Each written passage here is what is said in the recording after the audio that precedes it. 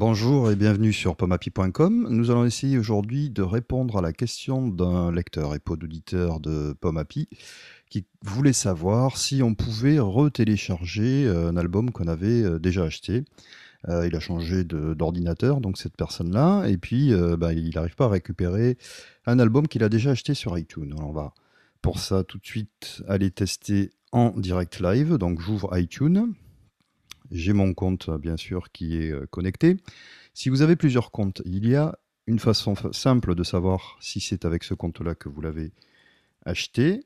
Pardon, je vais rentrer le mot de passe. C'est l'historique des achats. Alors l'historique des achats, c'est à la fois bien pratique et un petit peu bizarroïde pour aller, voilà, ça se passe ici.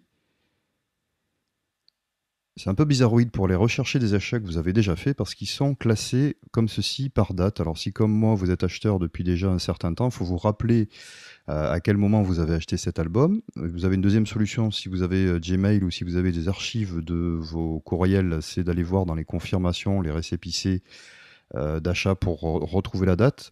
On va prendre un exemple, c'est un album de Mickey Green que j'ai acheté, si je me rappelle bien, en février 2008 et que j'ai effacé. Je n'ai gardé qu'un titre parce que je n'appréciais pas particulièrement cet album. Et on va faire le test pour voir si effectivement on peut racheter l'album directement ou pas.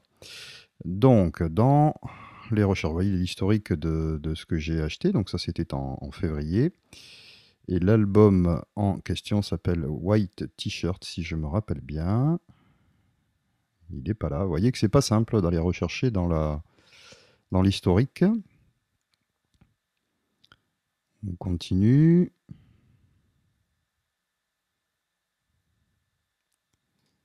Voilà, groupe 20 sur 21, donc il en reste un.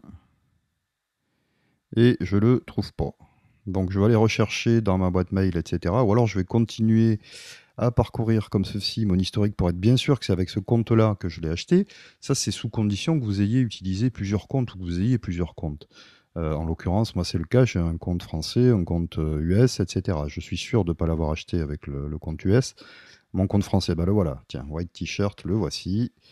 Donc, je l'ai bien acheté le 25 février 2008, effectivement.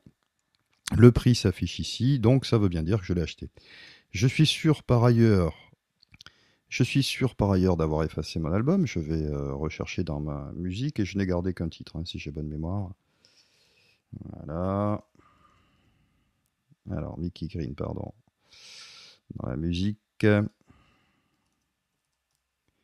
Effectivement, je n'ai gardé que le titre O. Alors, je vais aller, pour aller bien sur l'iTunes Store, on va considérer que c'est cet album-là que j'ai effacé par mégarde, etc. Donc, je vais rechercher sur l'iTunes Store Mickey Green. Je vais avoir un certain nombre de résultats.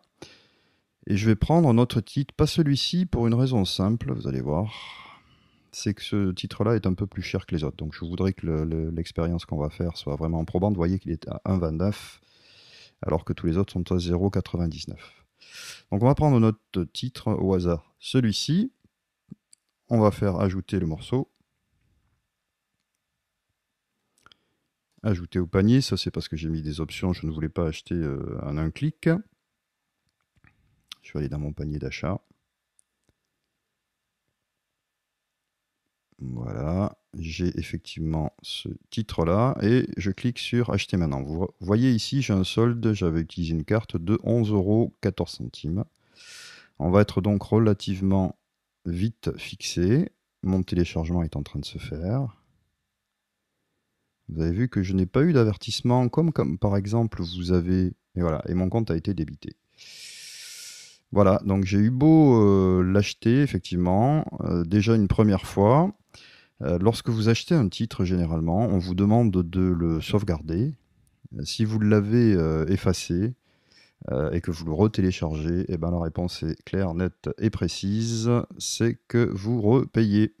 Moi, je pensais dans le doute que éventuellement on pouvait vous facturer le delta. Vous savez, maintenant, avec iTunes+, ils ont encodé les chansons à des vitesses, enfin, comment dirais-je, à des qualités supérieures, donc ils vous font payer.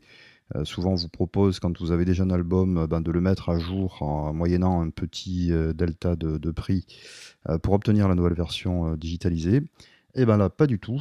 Donc ça fait partie des choses qu'il faut savoir. Il faut effectivement sauvegarder les achats que l'on a fait. iTunes vous le propose d'ailleurs assez régulièrement. Il vous demande si vous voulez graver cet achat-là, parce que si d'aventure vous l'effacez ou le perdez, eh bien il faudra le repayer de la même façon d'ailleurs.